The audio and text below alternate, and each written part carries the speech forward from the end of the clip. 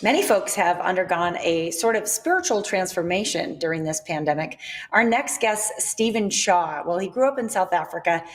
Fascinating person. He is not only the author of 12 books, but he also is a clairvoyant. For 15 years, he committed himself to exploring spirituality.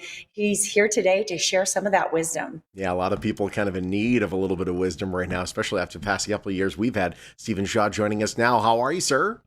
I'm awesome. Thanks so much for having me. It's great to Nice talk to to meet you. you.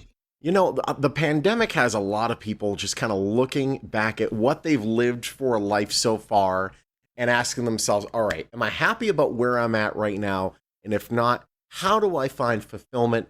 How do I transform my life and get on the right path? Tell us about aligning your life and finding your true path in life. I think the pandemic has highlighted something that I call the deathbed exercise, which is something I do with a lot of clients. It's an exercise where you can lay down on a sofa or your bed and imagine that you have just a few days left to live. And when you do this exercise, you cast your mind back to think about what really mattered in your life. Mm-hmm. What were the beautiful, fulfilling memories? What are the things that rocked your world and gave you joy? And the deathbed exercise or the pandemic is the same kind of idea. You can really think about what matters. And what normally matters in life is doing work that you love.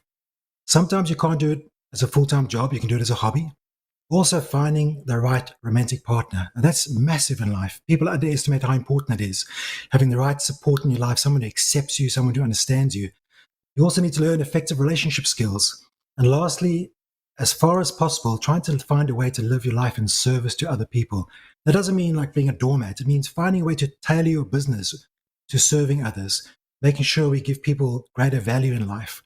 So I think the whole experience we've been going through recently is helping focus people to deeper fulfillment, joy, and peace. My goodness, I heard such wisdom in each of those 4 points you just mentioned, Stephen. Just awesome stuff, my friend. That deathbed exercise, although I know it's a little heavy for a 9 a.m. Talk show, to be Probably. honest, I've been going through that during the pandemic. Sean knows I have Same. often been waking up in the middle of the night and spending a lot of time kind of in that mental space. So I hear you. Mhm. I think it almost is a blessing because it can kind of help you realign your priorities. One of the things about you that I find fascinating is that you have these clairvoyant talents. And when I hear someone's a clairvoyant, I don't know what that means exactly. I just think they have some kind of magic ability to understand things. But let's talk about intuition and kind of that intuition that might lie, I don't know, in many of us, all of us. Sure. Well, everybody has intuition. And the important thing is learning how to balance out your life and making decisions. So I always tell clients, and in my books too, my books are extremely pragmatic books. I'm not interested in spirituality that is too far-fetched or not pragmatic. So my books are how-to books. That's very important. So when it comes to intuition, I always say to people, make your decisions using the brain that you were given, your head. Use your heart as well. Think about love. And also learn how to sense, feel the energy that's coming from other people and from parts of you deep inside. We all have this ability. It's just a matter of practicing, using a muscle, like going to the gym. Sometimes we can make ourselves stronger with intuition by meditating, or sometimes just closing our eyes and paying close attention to what we're feeling. So all of us can use our intuition, but we balance it off with our head and our hearts as well. Yeah. What you were talking about, feeling off other people's energy. Sometimes your energy, you're just wallowing in self-pity. You got a lot of negative energy that you just can't shake, and you feel like you're constantly got this anvil on your chest. How do you clear the negative energy from your life? Now, this is interesting because all of us have this ability. The important thing is to understand that we are operating at a certain level of existence or awareness. And let's say above us are what we call beings of light. Some people call them angels. It depends on your belief system. But they are there for all of us, and they surround us. In fact, the third book I wrote is called They Walk Among Us, which is all about angelic beings who walk around us and try to help us. Now, all of these beings, you can either pray or request your assistance from them, or you can be taking your own strength and power and pulling in this, what I call divine energy, into your own energy field. We all have this ability. You just have to believe it, because energy follows faith and follows intention. So I like to imagine that God or the source or the divine light is like an electrical power station in the sky. a simple kind of metaphor. And all of us have the ability to pull in this electrical power, just like electrical power runs into our appliances at home, steps down this amazing energy so we can run our appliances.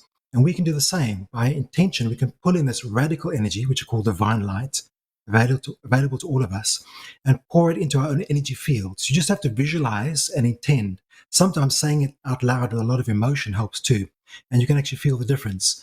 There are, of course, certain people on the planet which are called energy masters, which run on a much higher frequency because of experience and energy work they've done. And they're able to transform or step down a much greater amount of divine light, which is why they can do powerful energy work in human beings, much quicker than we can do ourselves. These So people are pretty rare, interesting. though. Yeah. Exactly, Stephen. I was going to say sometimes it's hard to know who those people are, to identify who those people are and who they aren't. So interesting. Appreciate everything that you've shared with people. You're encouraging spirituality. We've almost run out of time. We just want to touch really quick on where people can purchase your books. There's 12 of them, I believe, available. My website is iamstephenshaw.com. Stephen is spelled with a PH, like step hen. So if you go into i-am-stephen-shaw.com, you can find all 12 of my books, which are very pragmatic how-to books covering every area of life. And also there's a special tab on my website called Life Secrets, which people can have a look at too, which give everything they need. And quite frankly, if you only read one of my books, read the latest one, which is called Divine Love. Whoops, get it back there. There we go. We got you. Yeah, okay. Divine Love is a book about authenticity, intimacy, and awakening. And it summarizes everything I think that makes your life spectacular and complete and deeply fulfilled. Well, that's what everyone wants. And Stephen, it's great to get a chance to talk to you. I hope you have audiobooks too, because people are falling in love with your voice at home. I know that for sure. Stephen, Hi, Stephen. Thank you. Great to talk to you, buddy. Thank you. Thank you so much. You can pick up his book, I-am-Stephen with a PH-Shaw.com. Check it out for yourself.